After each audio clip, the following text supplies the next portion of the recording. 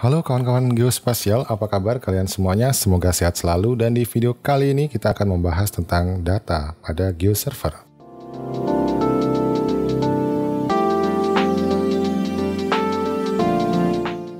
Kita bahas sedikit mengulang bagian ini, di mana ini merupakan arsitektur client server dan di tengah-tengahnya ini ada server geospasial atau GeoServer dalam hal ini, dan ini juga merupakan middleware. Middleware merupakan perangkat lunak yang berperan sebagai jembatan antara operating system atau database dan aplikasi teman-teman.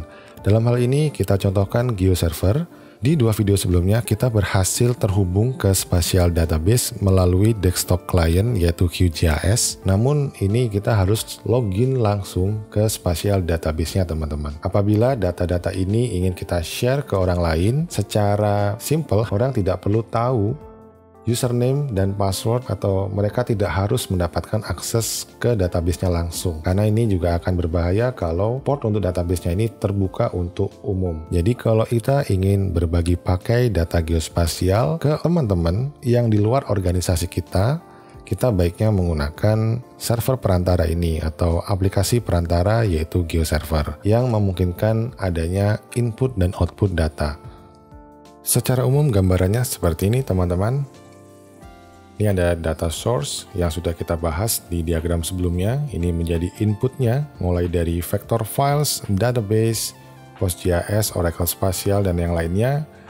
Server-server atau service-service lainnya seperti WFS, ArcSDE, ini dari Esri. Dan juga data-data langsung seperti GeoTIFF, ini raster data ya, NetCDF, ArcGrid, dan seterusnya, yang diproses di GeoServer dan disajikan dalam bentuk service-service seperti WFS, kita sudah bahas, WMS, Web Coverage Service, dan juga KML. Lalu bagaimana pengelolaan data pada GeoServer? Secara umum, ini menggunakan workspace, atau ini bayangkan ruang kerja ini adalah semacam ruangan atau bangunan besar, dan di dalamnya itu ada data-data stores, atau kamar-kamar atau bilik-bilik untuk menyimpan, dan di dalam kamar itu ada tumpukan folder-folder. Nah, ini workspace ini menjadi bagian direktori paling utamanya, dan di bagian data stores ini yang ada di dalam workspace ini merupakan lokasi fisik tempat menyimpan data dan juga aturan cara untuk mengakses data tersebut, misalkan menggunakan PostGIS atau akses ke WFS dan seterusnya. Dan di dalam data stores ada layer-layer. Ini ada layer-layer yang sifatnya nanti hanya terhubung atau berada di data stores masing-masing ya. Sekarang mari kita lihat demonya. Langsung saja kita ke web browser untuk mengakses GeoServer.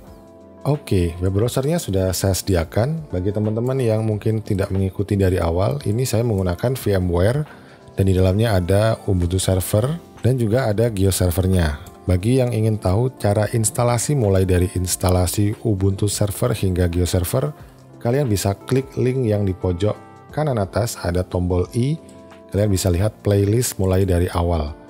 Dan ini menggunakan IP address 192.168.0.150. Ini tampilan dari Nginx-nya, port 80. Kalau kita menggunakan port 8080, dia akan mengakses Apache Tomcat seperti ini teman-teman, dan kita cari servletnya. Ini konteksnya adalah GeoServer, username-nya standar, admin, dan passwordnya GeoServer. Ini masih standar ya. Kalau kalian menggunakan server production, mohon ini master passwordnya diganti ya di sini. Ini tidak saya ganti karena ini untuk contoh saja. Dan yang tadi kita bahas itu ada bagian data. Ada yang tidak sempat kita bahas adalah layer preview dan juga layer groups. Kita lihat dulu di layer preview itu ada apa. Ini merupakan layer-layer yang sudah dibawain sama GeoServernya. Jadi sudah ada, workspace-nya sudah ada juga, stores-nya pun juga sudah ada. Dan ini di layer preview kita dilihatkan contohnya atau presetnya lah. Sampel-sampel data yang sudah ada di bagian sini, dipublish, dan kita bisa mempreviewnya. Ini kita klik open layer. Nah, ini adalah rectangle atau bagian kotak seluruh dunia, world rectangle. Lalu ada juga bagian yang lainnya, ini adalah polygon ya. Poin kita lihat. Oke, ini ada point of interest dengan zoom level tertentu. Jadi kalau kita zoom out, poin yang lain akan kelihatan. Oke, lanjut lagi kita lihat yang line. Ini kita lihat open layer. Nah, ini adalah line dari jalan-jalan yang ada di Manhattan. Ini sepertinya sudutnya pun juga sepertinya tidak langsung. Oke, iya memang ini agak miring, jadi tidak langsung di atas. Dan itu ada konfigurasi tersendiri teman-teman. Kalau kalian tidak ingin menggunakan common format yang sering diakses orang, bisa klik tombol di bagian ini atau combo box. Dropdownnya ini kita pilih format yang lainnya. Misalkan ada format GeoJSON atau shapefiles. Kalau kita klik dia nanti akan ngedownload kalau nggak salah. Shapefiles, ya langsung ngedownload. Seperti ini teman-teman. Kita cancel dulu. Dan format-format lainnya pun yang bisa kalian pilih. Lanjut di bagian workspace-nya. Tadi masih ingat ya, bagian workspace itu yang bagian paling atasnya. Ini defaultnya adalah site dan kita akan buat workspace baru. Kita kasih nama saja tutorial GIS atau GeoServer.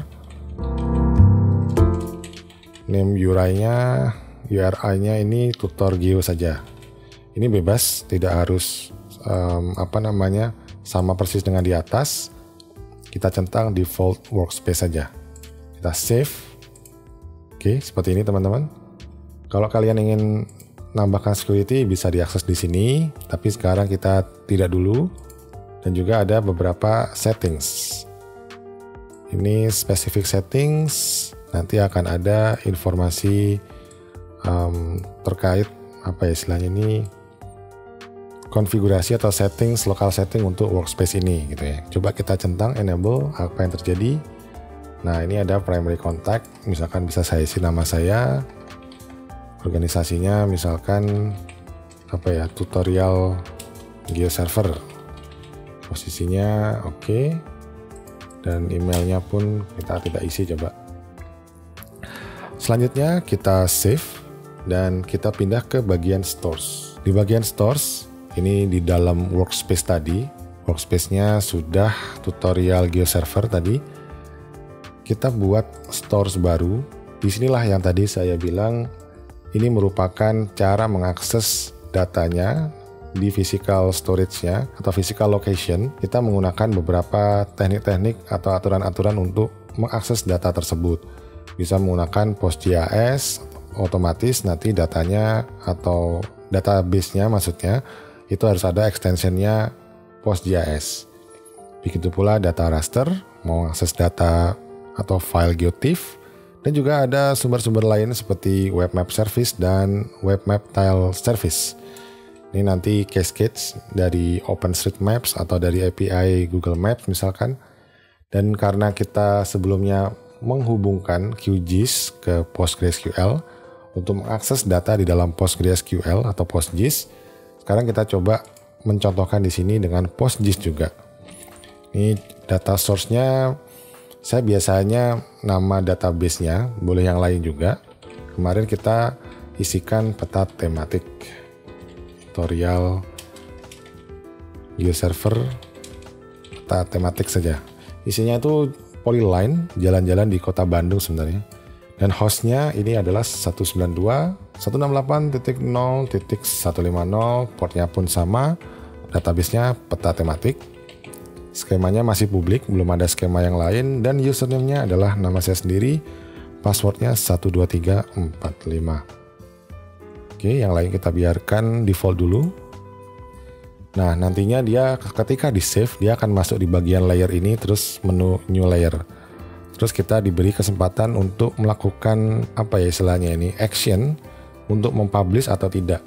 Dan ini di bagian kolom publish itu tidak dicentang, berarti ini belum dipublish. Coba kita klik layers dulu. Isinya seperti ini teman-teman. Layer kita pasti belum ada. Kita buka add new layer. Choose dari tutorial GeoServer ini workspace-nya, store-nya peta tematik. Lalu kita publish. Ini ada informasi atau bukan informasi ya. Konfigurasi sebelum kita nanti akan men-save atau mempublish data dari peta tematik tadi. Ini ada referensi-referensi yang harus diisi dan biasanya bawaan dari filenya. Bounding box-nya, kotakan untuk batas, kita compute from data saja. Lat long bounding box juga compute from native bounds atau dari boundary native-nya. Selanjutnya kita save. Dan ini di bagian layer data kita sudah terlist di sini, polyline. Tutorial GIS Jalan Bandung dan sudah tercentang enable. Sekarang mari kita lihat di layar preview seperti apa data kita itu kalau dilihat di web browser. Ini ya tutorial GIS Jalan Bandung, kita formatnya open layer. Nah, ini jalan atau data punya kita yang sebelumnya kita inputkan ke dalam PostgreSQL menggunakan QGIS, dan yang sebelumnya juga kita akses menggunakan QGIS Desktop, dan sekarang kita mengaksesnya di web browser yang difasilitasi oleh GeoServer.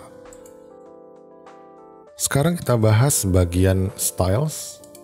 Tadi kita sudah bahas juga tentang SLD. Di sini adalah penampilan atau penyajian data-data kita. Coba ya, kalau generic, nah ini seperti ini teman-teman skema XML-nya.